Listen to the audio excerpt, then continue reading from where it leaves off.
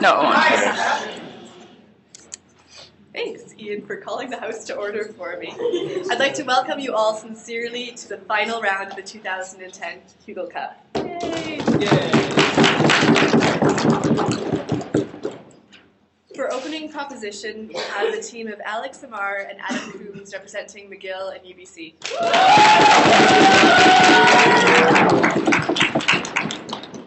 In opening opposition, we have Drew Cason and Sarah Carpenter representing the University of Alaska.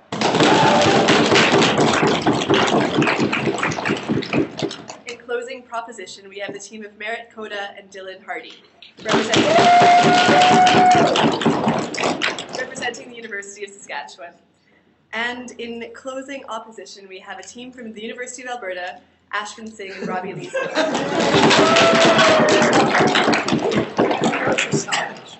I'm very pleased to welcome our adjudication panel. We have to my far left, Chris Richter from the Seattle University. Kyle Kawanami, who's an alumni judge. Sean Lee, who is also an alumni judge. And Sabrina Grover from the University of Calgary. I'm Stephanie Wonke, and I'll be your chair. Now, without further ado, we'd like to call the first proposition to speak to the resolution. This House welcomes the decline of American hegemony. And, sorry, I omitted our timer is Zoe Francis, who'll be there in the purple.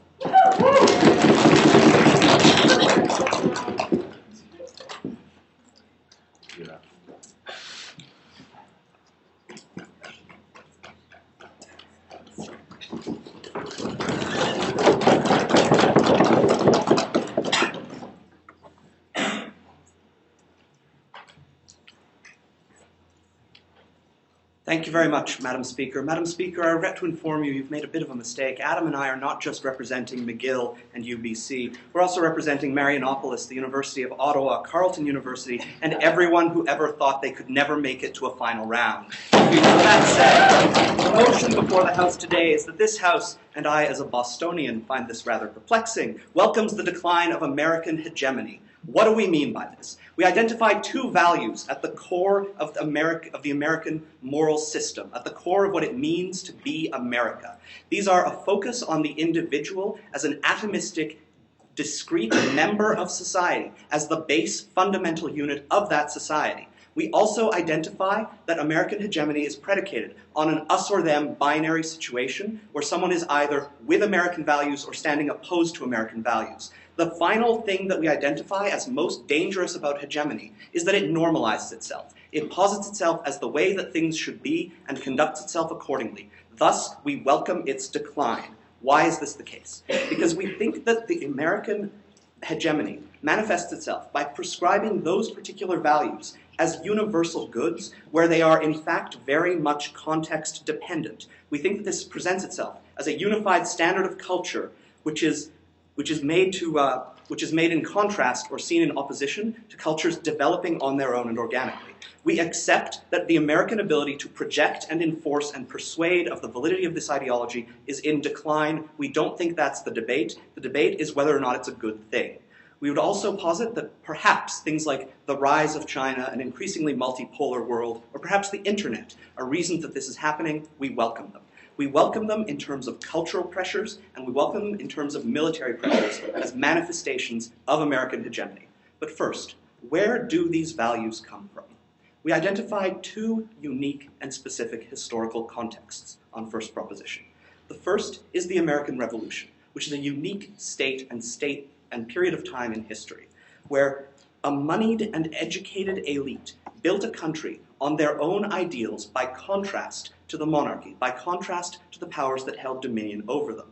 But we also note that this group was able, through limiting education, to control the way that their ideology was seen. They held themselves up as having merit, they held themselves up as being valuable, and as such, they quashed other ideologies. So, the other problem with this is that it's not meaningfully sensitive to the rest of the population in question. The people who were disenfranchised, the slaves, the natives of the land before the American colonization, these are people who are left behind by this focus on a moneyed elite, on people who can communicate these ideas and are isolated as being different, as being othered, as being useless. The other thing that we would identify as fundamentally underpinning this notion of these values which are presented hegemonically is the post-World War II boom. Why is this the case? America is geographically isolated. America is resource-rich. America's losses in the context of World War II did very little to meaningfully damage that state. This put America, and by extension American values, into a position of economic and social dominance. In a bipolar world, with proxy wars left, right, and center, this radically shaped the way that other cultures saw themselves, other cultures saw the world. It is our stance that the decline of the ability to project this ideology is of benefit to the world. Sir. Okay, the American ideology, these things are not a solitary, unitary thing that never changes. We just passed universal health care. Whoever thought that would happen? Congratulations, you took one step towards something good in a system that's fundamentally toxic. The fundamental toxicity of the system comes from the system that makes that healthcare reform largely meaningless. The focus on profit, the insurance companies that have poisoned the political discourse that itself prizes the value of the individual over the health of the community, and more importantly, situates these as binaries opposite to each other, is the very problem that Adam and I are here to assess. The next thing that we would discuss here is this notion of how this radicalization affects other countries. So on this notion of us versus them, there was America, and there were the boys who were going off to fight the Kaiser. There was America, and there were the dirty, stinking commies. There's America, and there's the Viet Cong. There is individual freedom, and there's that other stuff. Even though that other stuff isn't necessarily all that bad. Even though that other stuff has been functional for a great deal of time. Even though that other stuff doesn't meaningfully impair individual development, it just does it in a context of a community that America has no time for. So how is this presented? There are two examples. The first is the Cold War, where you had an American system that made it impossible to have democratic socialist governments like in Chile. This is also what we saw in Iran in the time of the Shah, who ended up being overthrown in attempts to work with this kind of American ideology. But we also see this now in the context of the great clash of civilizations, where you're either with America or you're a terrorist. You're with America or you hate America. You're with America or you hate their freedoms. This is something ridiculous. And it's something ridiculous because it closes the world. It closes American eyes. It closes all of the people who have been swept along into the rhetoric of America. This makes it more difficult for them to engage with the world. This makes it more difficult for them to engage with themselves. We oppose it, and we are glad that the hegemony is crumbling. Further to this, in terms of cultural manifestations of this, there's the notion that the individual is this fundamental unit. And we think that this is harmful for a couple of reasons. It puts pressure on people to improve themselves at the cost of improving their communities. An example of this can be seen in Fiji, where satisfaction that individuals had with themselves, with their lives, with their bodies, was at a world record high, something like 94%, until the advent of terrestrial television signals, commercials, this notion that individuals mattered more than their communities. And in that case, it plummeted. In the span of approximately 3 years, eating disorders quintupled in that population. We see that this is a consequence of the focus on individuals. But this also has massive impacts in terms of the military. Because when you see the individual freedom, this right to be left alone, this right to develop as you see fit, held up as the fundamental goal rather than a consequence of freedom, this gives you carte blanche to do anything, to invade countries, to impose your freedom, because you know what your freedom is, you know what their freedom should be. What we have identified on first proposition are the two underlying themes that have brought together some of the greatest catastrophes, wars, conflicts, both in terms of geopolitics and in terms of individual self-engagement. These are American hegemony, ladies and gentlemen, and just because it seems normal doesn't mean it should continue to be. For all these reasons, we are proud to propose.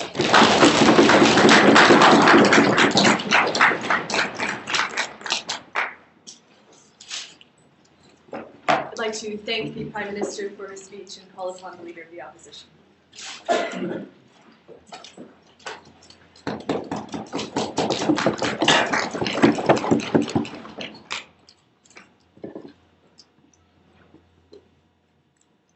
I think we've got the wrong sort of hegemony, ladies and gentlemen. I think that it's nothing unique to America with these body images and things that happen and ruin the lives of the people in Fiji. He proclaims the internet is the way of the future. It's helping. Well, ladies and gentlemen, the internet is exactly the sort of thing which is going to bring the most harmful of these types of body images. When we talk about restricting things, we often talk about shutting down websites, because that's how the teenage girls get bulimia, because they're looking at websites for these models. I think that if you look to the Western hemisphere as a whole, look to Europe, look to the places he wants to talk about the American Revolution, a lot of our individualist ideology, a lot of our legal system came from legal systems and structures which were in Europe prior to us ever gaining power. I think there's nothing unique about America. In fact, I would say that in many ways, that type of hegemony is spreading. Look at China. The last great holdout is becoming ever more capitalist. They're allowing people to start owning things like private property. If he's heralding the end of that sort of hegemony, ladies and gentlemen, he's heralding the end of something which is just getting started. We're on a roll. We're getting people more and more self-interested, more and more powerful than ever before in history. And so he's not changing that. Look at China, the great holdout of not individualism. Well, they go ahead and they support Malaysia and a terrible regime there.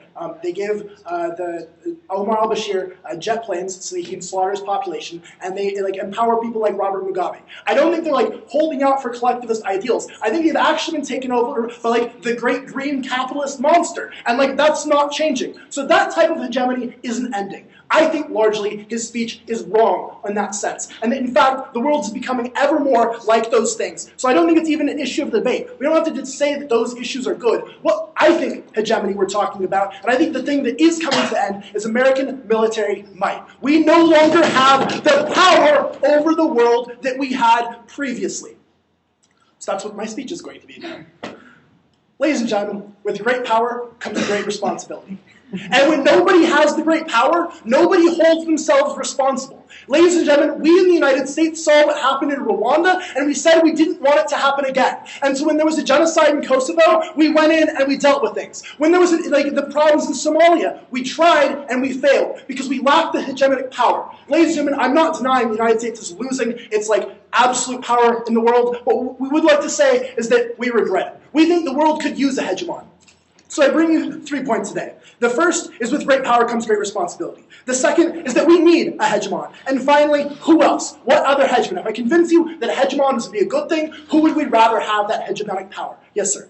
Sir, under the guise of bringing more freedom to other people, America has massively fucked up a bunch of countries. Yep, you're right. But you know what? When the African Union and the United Nations go in and have peacekeepers systematically rape populations, they don't get held accountable the same way the prison guards at Abu Ghraib got held accountable. We fucked up, but we can deal with it, ladies and gentlemen. We have someone to turn it back on. Okay, so my first point. When we have multilateral action, no one holds themselves responsible. The United States and the rest of the world have been seeing what's been going on in Darfur for a decade. There has been systematic genocide that's as close as I can think of to abject evil actually existing in the world. And yet no one has done anything about it.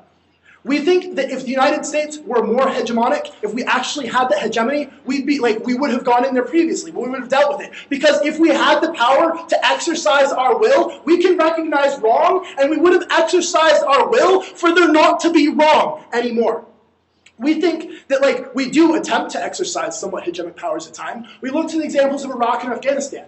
In Iraq, when we truly flexed our muscle, when we invested what we could and exercised what I think is the closest in recent years we've seen to true hegemonic might, things got better. We did a hell of a lot better job in Iraq when we actually invested in Iraq. We think that recently we've been doing better in Afghanistan since the surge there, that allied troops have begun dying. And we don't think that it has to be utterly unilateral, but we think that the actors that go into Afghanistan and Iraq and hopefully Darfur, they need a leader. They need somebody who has the sort of hegemonic power, who can build a coalition of the willing. And we think that these are the types of things that a hegemon can do. Yes, ma'am. Okay, can you please explain to me why a powerful multilateral international society institution can't lead such an endeavor? Yeah, I think just because okay, so the UN, we have the Security Council in which you've got 5 nations with an absolute veto on doing anything. What's the next most powerful multinational agency? Maybe the UN, in which Ireland can veto things for the whole UN. You have NATO, in which we do have what I think is approaching a hegemonic power, and the United States really does drive NATO in a very large sense. And so I think that's a good thing. No, thank you. So no, I don't think that you can do that. Okay, so my second point, that we need a hegemon. Perhaps someday we'll live in a world without like massive starvation. A world in which individuals like have enough and everyone has met their basic needs to such an extent that we can have things like democracies everywhere. But ladies and gentlemen, Africa exists. We have countries embroiled in conflict and we need someone to deal with them. We just simply don't think that like the farmers in Sudan are capable of throwing off the reins of oppression. We also think it's been like just empirically proven that multilateral groups can't deal with that. No thank you. And we think that if we had a hegemon, we'd be doing a better job. And we think that that would be a good thing. No thank you. So we're sorry to see the passing of a hegemon. We have conflict zones, ladies and gentlemen. We have failed states like Somalia, and worse yet, we have states like Yemen, who are like not only like sort of not good at enforcing the rule of law, but also are actively supporting terrorism. We think that like someone should be dealing with them, and we think that in the status quo, in a world in which the hegemon is dying, we don't have someone dealing with those things. So, you know, it's great to mop up things with multilateral groups, ad hoc tribunals, the dealing with justice. Those can be dealt multilaterally, and we think that they are in the status quo. But we think that, like, for the police force, to make sure that crimes on a global scale don't happen, we need a world police that's made up of one country. We need a hegemon. And who else is going to do it? Who's like the next most powerful military country in the world? Probably like China or Russia. What's their track record like? Ladies and gentlemen, the United States might have royally screwed up some places, but China and Russia are worse. I've given you examples of like sending jet fighters to like Omar al-Bashir can better kill people in Darfur. He sent Robert Mugabe radio jammers to shut down opposition parties. Like they support the Malaysian government. Again, one of the like worst in the world. You have Russia, who like again, like you want to talk about the individual's like profiteering nature of things. We've spread to like the Cold War he gives you. We've spread to the other side of the Cold War. The individual side of things has won out. You have many of the richest people of the world are in Russia because that ideology has won. The debate they're trying to have for you is dead. They're wrong. That's not ending. What is ending is the military might. We think that the United States is a decent military actor, is a hegemon we'd like to support. And for those reasons, we're sad to see it go.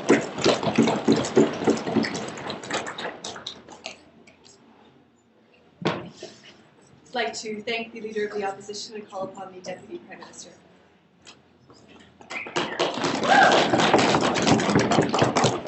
Thank you very much, Madam Speaker. Drew's speech proved Alex's point, that the nature of a hegemonic is that it becomes insidious and is viewed as the status quo and that there is no possible alternatives. His entire speech was, of course American values are winning out, there's no possible alternative. So that essentially proves Alex's point that the way hegemonic power is distributed is by essentially demonizing any possible opposition and saying this is inevitable, this is happening. We don't think that that's the case. So I'm first of all going to talk about, one more point and talk about the economic aspects of this, and then we're going to go on and deal with military. So we think that the economic aspects are extremely important as well, and we think that when you look at this idea of, especially the ideas that are fostered about particularly individual or about countries' development, we think particularly in the African and Latin American case, we think are hugely problematic. We think are actually coming under direct threat. So we think that one of the primary values that stems from this idea of individual property is this idea of free enterprise, the idea of lack of involvement in the state and the economy. So we think that recent actions by Latin American governments to nationalize their resources, as Chavez with oil resources and with Bolivia with natural gas resources, show that this increasingly is becoming less of an actual effect. Furthermore, like Russia's nationalization in many cases of their largest natural gas company, Gazprom, as well, are all examples of this. We think furthermore that the large problem is that this inspires a specific model of development that, while successful for the United States 300 years ago, actually might be context dependent, but that isn't recognized because of the certain universal values that are prescribed. So we look at the fact that countries that have actually successfully economically developed have specifically managed to reject American hegemonic values. So we're going to look at like Taiwan, Singapore, and South Korea, which have rejected this notion of free trade. Instead, installed extremely high tariffs and extremely large protectionist policies in state-owned companies to the extreme success. Why are these examples celebrated? Because they are a unique aberration, because they went against the American model, but were successful. We think the problem is America prescribes specific models of development on countries that results in systematic impoverishment. You can look at the case of Ghana that has followed all of the American recommendations. They have had a stable democratic government, they've developed democratic structures, and they've opened up their body to trade, and they are continually one of the poorest countries in the world. Why is that? Because their economic model prescribed by Americans is fundamentally flawed. It is flawed because it is based upon the philosophies of a Scottish dude named Adam Smith who wrote 300 years ago, and it is based upon an almost religious adherence to the doctrines of men, white, slave-owning men from 300 years ago. That's the problem that we're dealing with right now. We think that's a problem. Necessarily, the military aspect is one manifestation of a broader ideal. To focus solely on that, we think, is a remarkable ignorance of what actually drives America. We think the military manifestation, the imposition of American freedom, like the Team America attitude taken by Drew, right? We think is fundamentally something that is propagated based upon a broader ideological constraint. We think that it is the view that freedom is an ultimate end in itself, not an instrumental good. That is the problem we're dealing with. So let's move on. We think that manifests itself in a variety of ways, through cultural hegemony. We also think through economic hegemony. They are all manifestations of this one idea. Let's move on and talk about power. So, like, the United States does awesome things, and nobody else has done bad things. So we're going to posit the United States continually provides massive military aid to the government of Israel, which routinely flaunts any norms of international law, which has oppressed the Palestinian population for over 50 years, and we think that it's continually engaged in aggressive behaviors, ignored the Nuclear Non-Proliferation Treaty, and has continually undermined international regimes. We think that an American response to support of Israel is actually disgraceful. We think is horrifying in the way that they have acted in support of the rejection of international law. Furthermore, we think they said America always will act. This simply isn't true. One of the poorest, most impoverished and repressive countries in the world is, in fact, Burma. The only thing the Americans have done to deal with the Burmese government is to issue a press conference by Hillary Clinton. We think that that's hugely problematic. Furthermore, the Americans are so concerned about Darfur. This is bullshit, Mr. Speaker, or Madam Speaker. You know why? Because they support massive oil and gas companies operating within Sudan that give more money to Omar al-Bashir than the combined aid from the Chinese government. The American government could easily say, no, you can't operate in those countries, but the American government does, and they put pressure on Canada to allow companies like Talisman Energy to continue to operate there and to encourage the money that funds the genocide and funds those jet fighters they buy from China.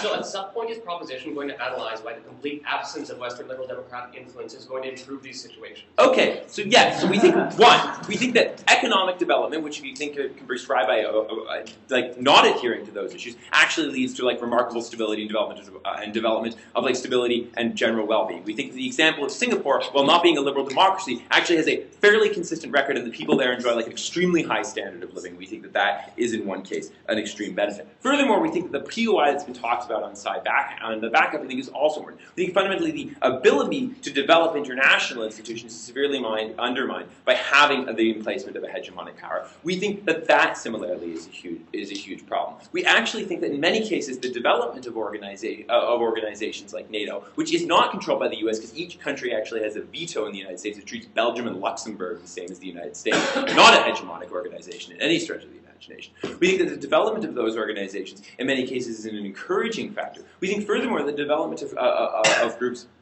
like the EU as well, or sorry, like the AU as well, we think that is also beneficial. Do we think that there are structural problems with the AU where their troops do things because they don't have sufficient training or sufficient funding from their governments? Yes. Why don't they have sufficient training and funding from their governments? Because their governments have remained consistently impoverished by oppressive American economic policies. Like, we think that one of the easiest ways to solve that problem is to allow economic development, which is thereby being prevented too. We think that that's a problem. And so essentially all we've heard come out of side opposition is this notion that is like, who else is going to do it if we don't do it? We're going to create a power vacuum, and Russia and China are going to fill us in. We think it's great to, like, you can fearmonger, like you can make lots of jokes about Vladimir Putin being a Bond villain, right? But we think is that fundamentally, we don't think that Russia and China are necessarily interested in asserting this global hegemony the way the U.S. is. But this is representative, furthermore, of a binary, right? It's like if you don't buy American values, the alternative is death, destruction, anarchy, terrorism, communism, God knows what, right? We think is that this is necessarily problematic. We think that the continual development of regional power blocks that can look after local interests is actually extremely effective. So you look at actually countries that have taken the most effective measures against Burma have actually been the ASEAN countries, which have actually viewed to deal with local problems as well. We think that that's extremely important as well. We think that the further presence of a global hegemon actually undermines the ability of these countries to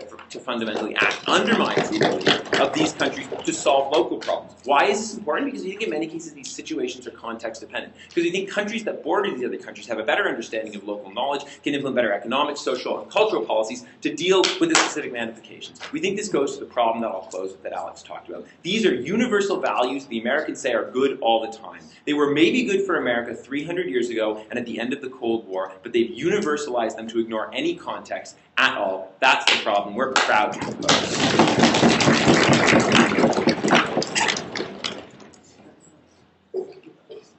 I'd like to thank the Deputy Prime Minister and call upon the Deputy Leader of the Opposition.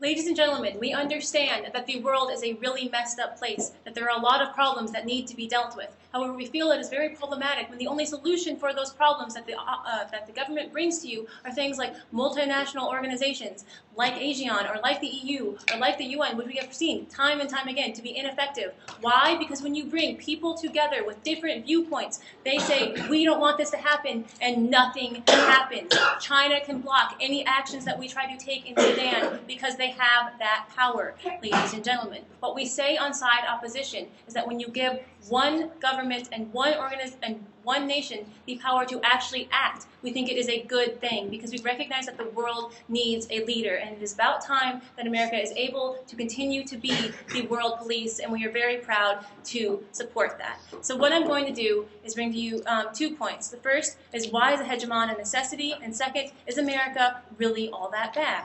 But before I move on to those points, I'll do a little rebuttal of what the last speaker brought to you. First, he brings to you that, nationalism is on the rise. American ideals are actually going down, to which we say, no, not really. Look at the countries that are actually developing economically. Russia and China. Why are they doing so well? Because they're liberalizing their economies. Ladies and gentlemen, American liberal Western viewpoints aren't really the evil that he brings to you. Furthermore, not at this time, he says America puts economic systems on the countries that don't work. And he gives you a list of countries that don't have close ties to the West and are doing really well. To which we say South Korea actually has really close ties to the West, and maybe that's why they're doing so well, ladies and gentlemen, because America was there to help them out after the Korean War. But furthermore, he says, well, look at Ghana. They're doing so poorly. Maybe Ghana's doing so poorly because they're an African country who doesn't really have any resources for themselves. We don't think it's the American economic system that we put on them. Furthermore, we say, what is the alternative? What economic systems would you impose on these people? IMF? Things don't necessarily fit. When does multinational organizations actually complete any of these goals any better? He doesn't actually give you any examples. Furthermore, we say that countries that have less close ties to Western liberal democracies are actually doing really poorly. We give you examples of Malaysia, Sudan, Zimbabwe, who have closer ties to China, ladies and gentlemen. We don't think that they're developing economically well at all. So the point is, the alternatives he gives you aren't actually doing that great. We say, look to America, look to what is working. Before I move on, I'll take your point. These countries that you claim are not developing, the reason they are is because they don't adopt American economic models and are systematically sanctioned by the Western world because of this. No, we say that what sanctions are you talking? When do we sanction South Korea? When do we sanction Malaysia? We sanction Zimbabwe because he has an evil dictator who's oppressing his people. Not because they aren't adopting our economic models, ladies and gentlemen. That's not why we do the things that we do. We don't think that he understands the way in which the world works.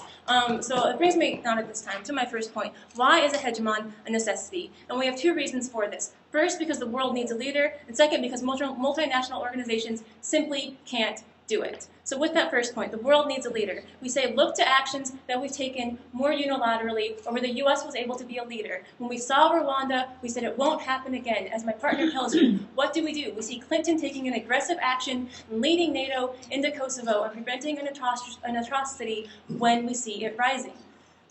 To which we say, someone needs to stand up and take a stand, even if it is individualistic American cultural ideas.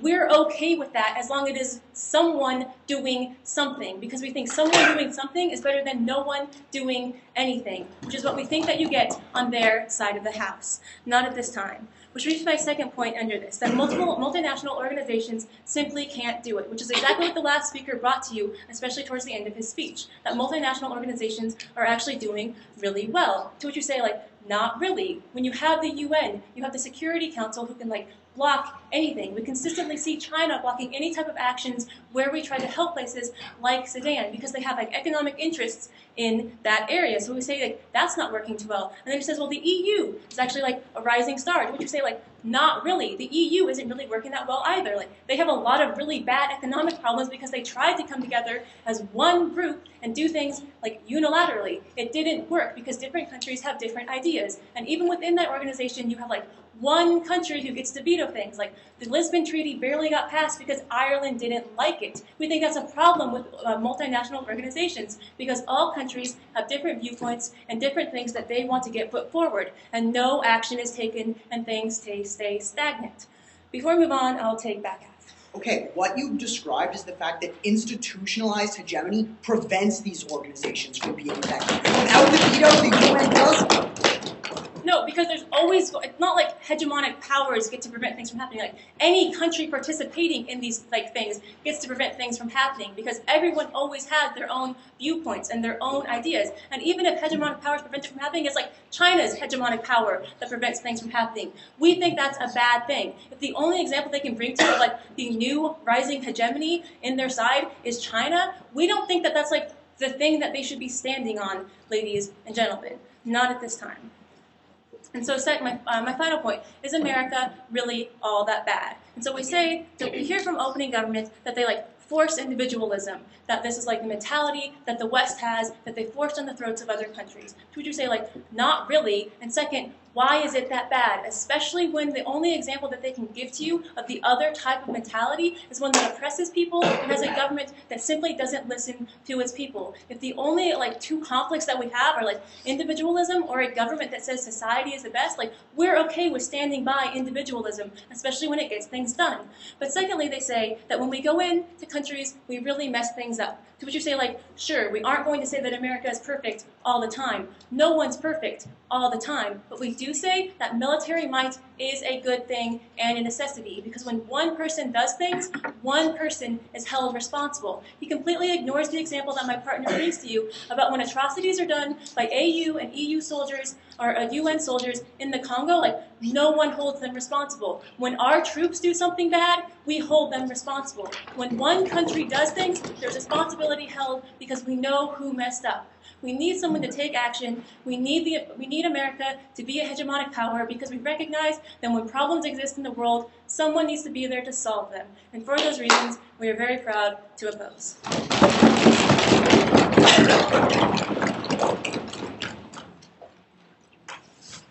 I'd like to thank the Deputy Leader of the Opposition and call upon the Member of Government.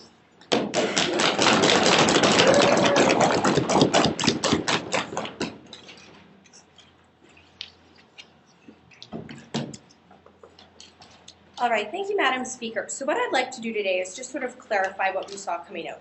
Basically, what we've seen from first off is an assumption that someone has to rule the world and act as the nanny because all those small nations can't do it properly for themselves and they'll mess it up. I'm glad you agree with that.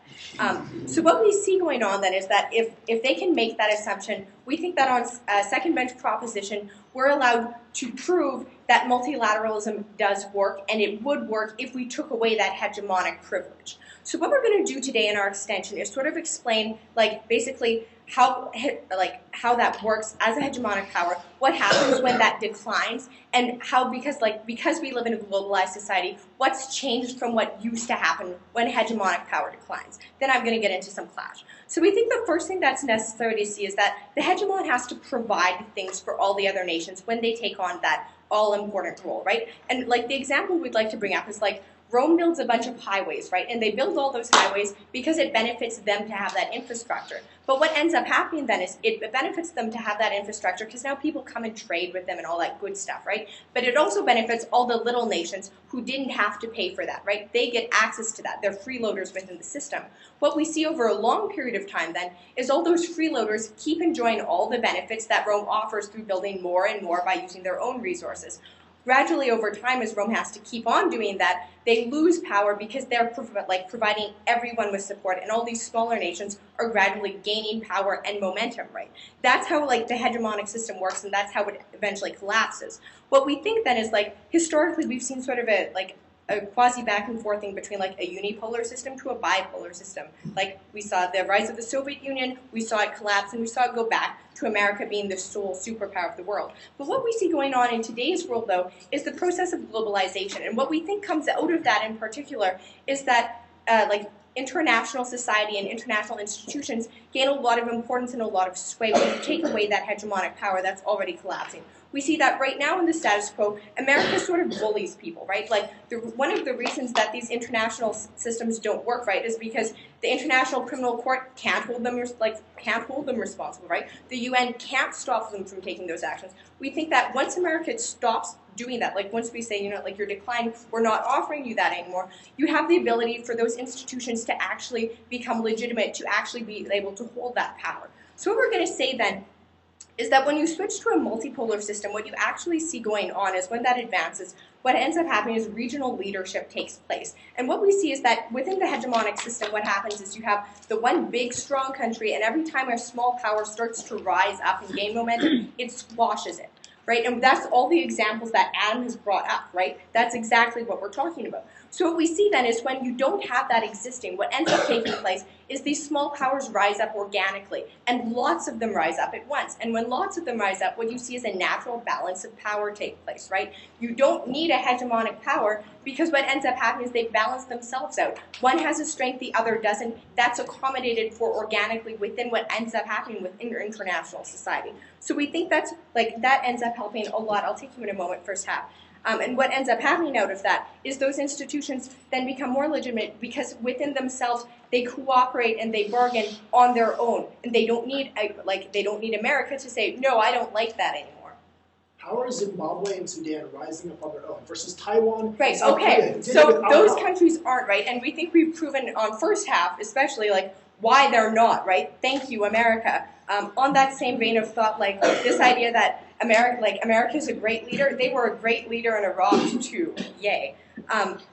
But like furthermore, what we really see coming out of that then is this idea that like individually, what's going to happen is when we have an international society that takes responsibility as a group, because we don't buy your analysis about like the bystander effect at the international level, right? We think sure the bystander effect works with human beings where we're like, oh, there's a whole bunch of us, so none of us take responsibility. Within an international society that recognizes the basic principle of you have to respect human rights, we intervene if you cross that because of responsibility to protect. We think that we will see, if the UN is legitimized, like we will see people and nations in particular, taking that step, going forwards and saying, we are going to work as a group to find a solution that works, right? Instead of saying, America on its own will find a solution that works, because we think we've seen that they haven't always been successful with that.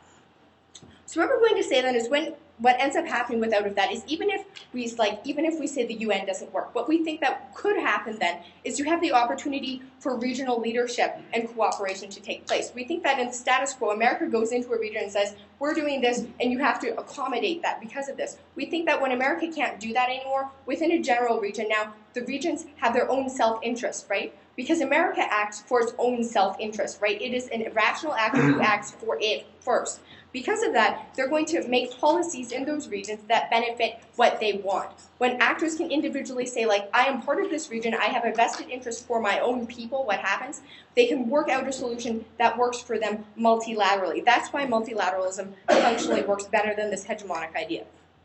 So going back to this idea then, sure, Robbie. Okay, the reason why the United States acts in its own self-interest is because every country acts in its own self-interest. Right. Every country wants to be a hegemon. We agree. Everyone acts in their own self-interest. We don't agree every country has to want to be a hegemon, though. We think, like, rationally, most countries are going to recognize, hey, I'm too small to try that. Furthermore, we think that when the UN or, like, an international organization can function properly because there's an existing hegemonic power, it's going to balance out. That's how multilateralism works. Because of globalization, we will see this take place. Right? That's one of the reasons America is no longer so powerful. So going into some clash then, we think that this idea they brought up about like multinational organizations don't work, right? Dylan addressed that in a POI, right? They don't work in the status quo because America has that power. When America doesn't have that power anymore, we see something's going to change, right? We think that when China isn't threatened by America, they might not act the way they do right now. We think that furthermore, like when Nordic countries are allowed to push green initiatives at the international level, maybe there's a net good to that, right? We think there are a lot of net goods when America isn't vetoing everything that they don't like. So we don't think that, we think that falls. Then this idea that like individualism is great because it gets stuff done. We think individual gets stuff done for one actor at a time. And we think that there's a net benefit to international society when everyone gets a little tiny bit less of their self-interest, but everyone benefits as a whole, right? And we see that being an underlying principle of globalization, that it like eventually will level out, that everyone will be benefited. And one of the reasons it's not in the status quo is because of American hegemonic power. For those reasons, we beg to propose. Thank you.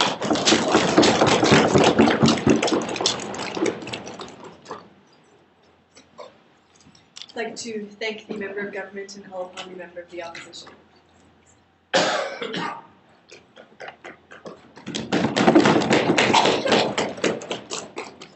All right, ladies and gentlemen, I'm loving it. And frankly, what I don't like, though, is this entire idea of philosophy in terms of how states interact. Because basically the assertion on government is that by voting in a multilateral body, people will diffuse responsibility and diffuse this kind of self-interest that naturally exists. Ladies and gentlemen, that never happens. So let's look at second Gov's criteria. A hegemon must provide. The United States provides massive amounts of aid and security. Regional powers are sufficient. No. Regional powers compete. Regional powers wage war against each other so that they can become regional hegemons. Countries can cooperate. The League of Nations failed due to competing interests. The AU fails due to the complete filibustering of Uganda, Libya, and Zimbabwe. Asian completely fails because of Chinese hegemonic rule over countries like Vietnam and their attempted influence to change the minds of every country in that region through the use of economic and military force, because China wants to be a regional hegemon. That is something the US cannot abide. Finally, right to protect. America is the only country that can actually meaningfully act to do this. Finally, self-interest. Everyone is self-interested. This is not unique to the United States. This is not unique to the United States because we are individually minded. The Chinese are self-interested. They always have been, despite their collective mentality. Everyone is fundamentally self-interested. This is the reality of international relations. If you want to contest that, you are facing 3,000 years of history spanning 5 continents that I'm now going to get into. So, let's look at history. There was the Roman Empire, preceded by hundreds of years of conflict. Rome created complete hegemony over its world, all that was known to Rome. What resulted was the Pax Romana. Centuries of massive economic growth. Then the Roman Empire failed. You know what? That sucked. Later, there was the Caliphate of North Africa and the Middle East, which created a golden age for that entire region through complete dominance of one power over their known world. There was huge growth, then it collapsed. That sucked. Then there was the race to empire. You had decades of conflict as the world expanded. This was followed by the Pax Britannia. There was huge growth. Then it collapsed. That sucked. There was the Saint Alliance in Western Europe, where there was a complete dominance by England, France, and Russia over Central Europe. There was absolutely no bipolarity in that relationship. Then Germany and Italy and Austro-Hungary, all unified, created a bipolar relationship in Western Europe.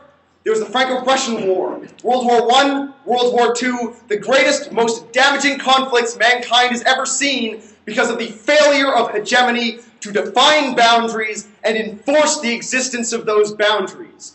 This is what I'm getting at. By defining boundaries, then having the complete, uncontested rule to enforce those boundaries, there is peace, there is growth, and the moment that that hegemon starts to falter, the moment that that hegemon starts to fail, the entire system collapses, there is massive strife, and that sucks. This is why we must most absolutely regret the fall of American dominance. So, also, the Cold War, something that they brought up, was a great idea, because it was a bipolar world. The reason why we couldn't tolerate democratic socialist movements, the reason why we had to install governments in Iran was to prevent the spread of communism that was destroying the entire way that the world works. I'm going to get into that a little bit later. But the entire point here was that there was a bipolar world. And the greatest genocides, the greatest conflicts, the greatest political upheavals we have ever seen all existed because people were competing with each other because they all wanted to be hegemons. So let's look at the 5 continents that this affects. There's the Indochina conflict, which is currently limited by the massive amount of support that the United States gives to India to peg in China, to peg it in using Taiwan, using South Korea, using Tibet, using whatever means possible to contain China so that there is not a massive war on the Indo-Sino subcontinent. Just as there was in the bipolar world where supposedly multilateral organizations could have dealt with it. But you know what? They didn't. Because Russia held a veto, China held a veto, the United States held a veto, and none of them were willing to compromise and work together because of competing interests. So then let's look at Chavez versus Brazil. Nationalization is destroying Venezuela. The massive human rights abuses by the Venezuelan government are destroying the Venezuelan people. We don't think we should abide by that. If we remove American dominance in South America, Chavez has so much more firepower to shift and become a regional hegemon. Then we look at Turkey, Egypt, Saudi Arabia versus Iran. What are all these countries trying to be doing? Be hegemons. We don't believe that Iran should be a hegemon in the Middle East. We think that it's terrible. I'll get into why later. Then looking into Africa, you have Uganda and Sudan and Zimbabwe trying to destroy the African Union versus the support given by the United States to South Africa and Kenya to maintain useful blocks within regions that are all unified by a common principle that does not exist otherwise. Then we look at Eastern Europe, where we have Russia attempting to reassert its dominance. The only thing stopping them is American intervention and the expansion of NATO. So, no one benefits from this resolution. Why does America work? Why does the American system work? Why is liberalization good? This was established by First Op, but I want to get into exactly why. We think that the American system of creating democracy is perfect, because every time you try and grow as a citizen, as a member of a community, as a member of a country, you are putting in a time commitment. When you see a proportional increase in your quality of life compared to how much time you invest into developing your community and developing yourself, that means that you are incentivized to do more. In autocratic systems, as we can see in China, the reason why every single senior economic analyst thinks that India will win and be the next industrial superpower and not China is because China does not use democratic systems, because its citizens are fed up, because its political system and economic system are going to collapse and cause huge strife. The reason as well why it's okay that Singapore and Taiwan have different systems is because the American system says that you can be democratic. You can choose your own path to your own economic development, as opposed to the Chinese system where you must follow our model, as opposed to the Russian system where you must follow our model. The entire reason why the bipolar world doesn't work was because communism and autocracy does not work. America stands for defining borders, making sure that they are abided by, and making sure that what happens within those borders is effective, is good, and make sure that it follows the idea that people are people and they deserve to have a better life.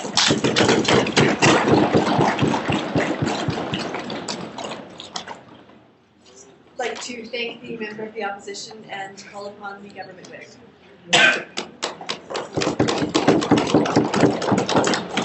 All right.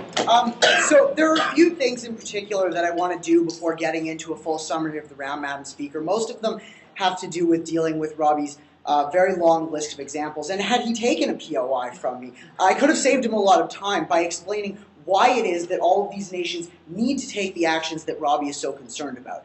Because what we posited actually across the bench, and what I'm now going to say quite explicitly, is the fact that most nations are actually quite defensive by nature, right? And I think our first prop team did a really excellent job of explaining to you that nations feel threatened by American cultural dominance, right? They feel threatened by America's economic expansion, which actively represses them. They feel threatened in the political sphere by American influence, right? So of course these nations like China want to be hegemons. They need to acquire power to deter America, right? And that's the problem of the international system as we see it today, is that conflicts occur because of expansionist, imperialist nations like America, and because of the hegemonic system that's in place. That's reinforced by America. So what we've posited on side proposition is the idea that if you were to remove that hegemonic influence, the nations don't feel the need to try and defend themselves from that encroaching ideology, right? And because they're allowed functionally, not philosophically, to pursue their own path, which is another thing that Robbie doesn't seem to understand the difference between,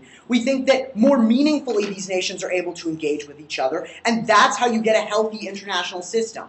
What they've told us on this side of the house, what Robbie said quite explicitly, was the idea that if you have self-interest, then you can never compromise on anything, right? So necessarily, someone has to be in not just control, but absolute control, right? As their front half said, be the world police, right? Mandate what is correct. Tell people what the ideology should be. And we think that actually there's a lot of tension on side opposition in today's debate as to exactly what the American ideology is. Because front half defends that concept, and Robbie says, well, they're just letting everyone choose their own path, right? Rhetorically, American values are all about allowing these nations to do what they want. I think that Meritt and I, as well as our front half, have shown that in practice, that is not what America does, right? And I think that we all functionally understand that America is out for America's best interest, right? Not out for Sudan's, not out for Ghana's, not out for anybody else's. And that the international system we see is highly reflective of that. So really what opposition is expecting us to accept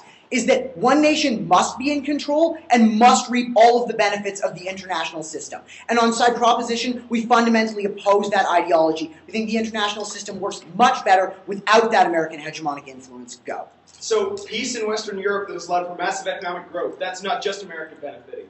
The massive growth that we've seen in Africa, that's not thanks, just Robbie. America. I know you've got a lot of lists, but I'm actually going to confine you to that one example. Because quite frankly, I've heard quite a few of them. I think that I've already dealt with that analysis. Like, what we've displayed to you is the fact that the reason that all of the hegemons that Robbie has listed fell apart wasn't just coincidence, right? Like, the reason those hegemons fell apart is because their imperialistic tendencies caused a backlash which destroyed them, right? Like, that's why those wars occurred. Like, they didn't just magically fall apart one day and we all breathed, like, a sigh of relief, right? Or, like, we're really unhappy about it. Like, they caused their own destruction, and that's the nature of a hegemon. And that's what Meritt told you, right? That hegemons inherently lead to their own collapse because they are disproportionately responsible for policing the international system, which ultimately causes backlash. And the rise of a multipolar system is a natural part of political evolution, right? So that hegemonic transition theory that Meritt talked to you about is the explanation for why those hegemons fall apart, and we think that that is a good thing. So in summarizing the round now, I want to ask a few kind of critical questions. I'm going to be very basic and try to reiterate sort of what I think are the most important things that we brought out on side opposition. So I think the first question that we need to address is, like, is hegemony an inherently good thing, right? Basically, we heard what we felt was largely assertion coming out of this side of the house that cooperation never works because rational self-interest exists, right? And I think that Meritt and I provided you much better analysis on the reason that multinational bodies are limited, not totally ineffective, but limited under the status quo. And it's because they all enshrine the idea of a hegemon, right? Of a hard power existing, of a certain country needing to be dominant necessarily for the institution to work. We think that international institutions like the UN are based on the idea that America should be in charge. And that's the problem, right? But we don't think that the core philosophy of multilateral negotiation is the problem. We think that the hegemon is. And by removing that hegemonic influence, which is something that happens naturally over time, we think we get better international relations, right? China doesn't need to be so politically aggressive when they don't feel encroached on by the United States. That means that they don't exercise that veto power, and you get better political discussion, right? But they don't have a choice except to respond to America under the status quo. And that's why we're happy to see that power be in relative decline. So, no, we don't think hegemony is good. We think that we've conclusively proven that on this side of the house, particularly through Meritt's analysis. So the second question that I want to ask then is, like, is hegemony necessary to the international system? Because, again, we get this idea from them that you have a situation where no one will act, right? No one will take responsibility for these problems. Meritt gives you much better analysis on the other side, right? She says, no. What it means is that people will act on the problems that are directly related to them, right? America feels the need, as our first half pointed out, to totally perpetuate that philosophy, right? To make it universal, right? Other nations don't feel that same inclination, so they can manage their own internal difficulties regionally with one another without feeling the need to make every other country be like them, right? Because they don't believe that their philosophy is universal. That is something inherent to a hegemonic power, which is not inherent to a national government. We think that's a distinction that Meritt in particular made very well. So no, hegemony isn't necessary. You can absolutely pursue your own self-interest without being one and without projecting that image onto other countries. The last question then is what are the consequences of the decline? We think that we've gotten a real doomsday story out of side opposition on this, right? No one will react to genocide, right? No one will take on any of the burden for problems in the international sphere. And we say they're still affected by them, right? They still have a vested interest in managing those problems. The difference is the mechanism by which they go about it. Under the status quo, America tells you what to do, and you either do it or they punish you, right? With the decline of American hegemony, you're allowed to seek alternative solutions, right, that don't necessarily coincide with American ideology, right, and they can be seen as valid. Fundamentally, we think that the decline of America leads to the rise of the rest of the world. That's what Meritt and I have proposed to you, and that's why we are in support of this motion. Thanks.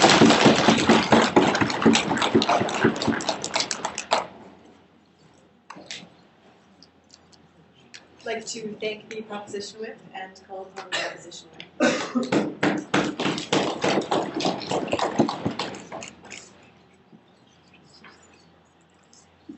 Okay, thank you very much, Madam Speaker, and thank you to all of my colleagues for a very interesting debate today.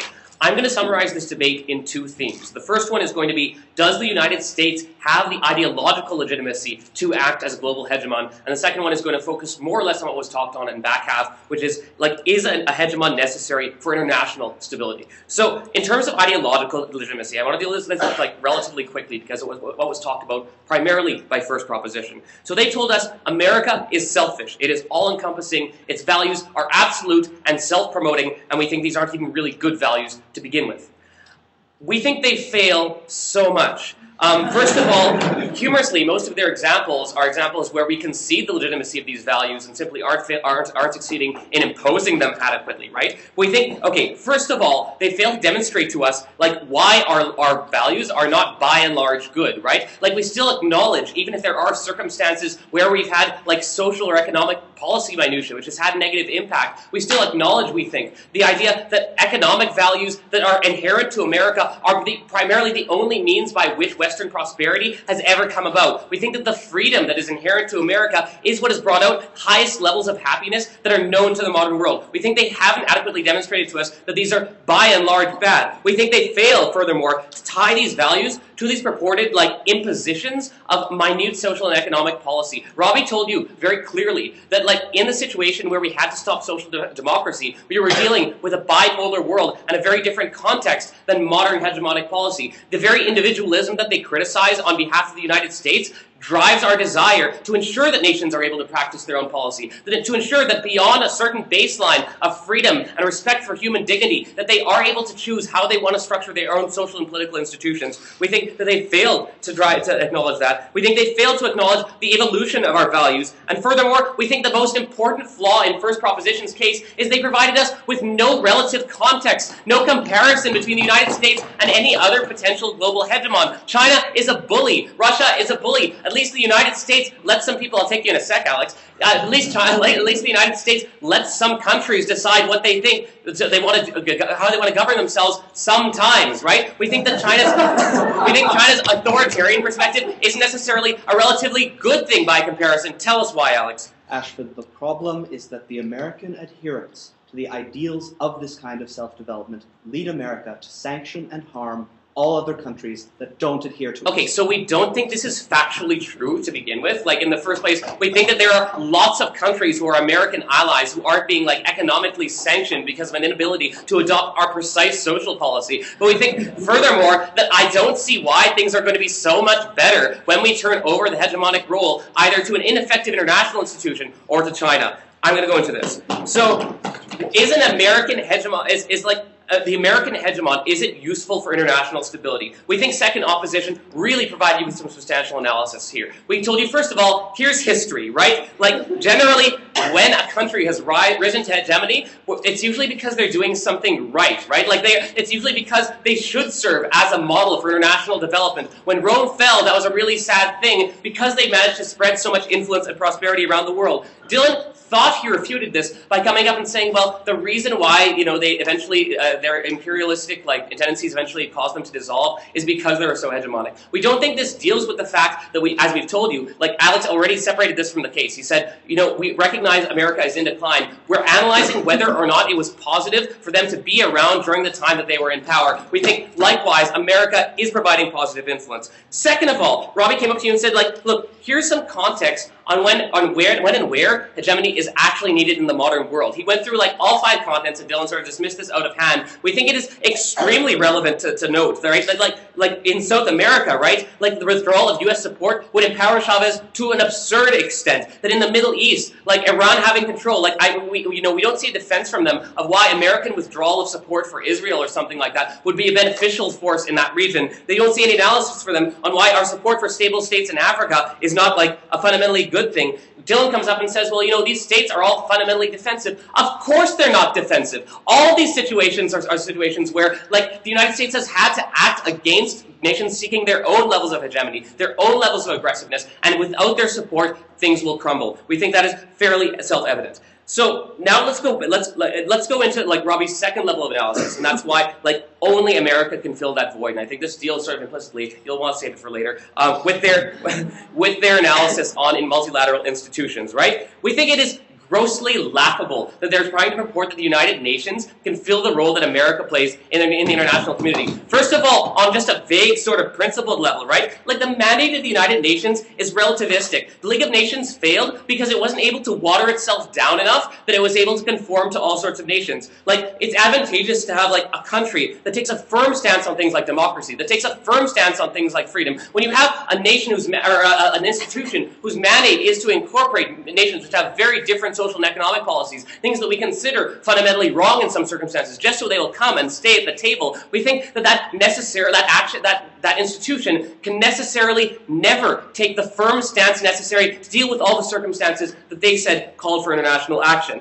So, on a second level, right? Okay, sure, I'll take you now. Okay, so Ashvin, Robbie told us that the role of the United States was to facilitate all nations doing the things that were in their own best interest for their freedom's sake, that was the principle. So which is it? Are they telling them what to do, or are they letting them do what they want? We think that different things are right in different circumstances, right? In some circumstances, we step in to protect freedom. In some circumstances, we do have a base set of policies. That's why we think the United States is so valuable. We have a base set of principles that we think are right, that we think are just, that we think are inherent to human existence, right? But beyond that, we do let countries be social democracies if they want to, right? We think that the assertion otherwise is just absolutely absurd. So, second of all, they haven't dealt with the idea that the UN is just grossly inefficient at doing anything, right? And we don't think this is a sly criticism. We think it is a severe structural problem, which Robbie discussed at length. When you have a cacophony of voices trying to decide on something, obviously you're not going to get the swift action that the United States can provide in those circumstances.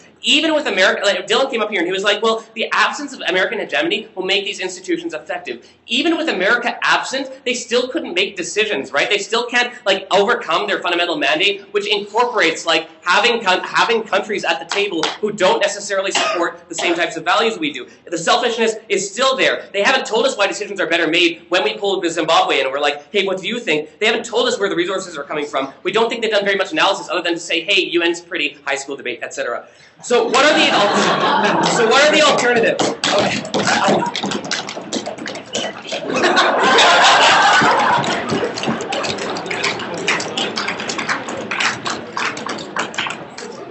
I'd like to thank the opposition for inviting those two voices and call them out to space.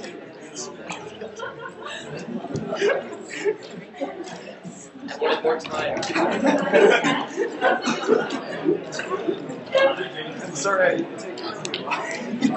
My response. So essentially, you're defending these 200 years. Absolutely. Yeah.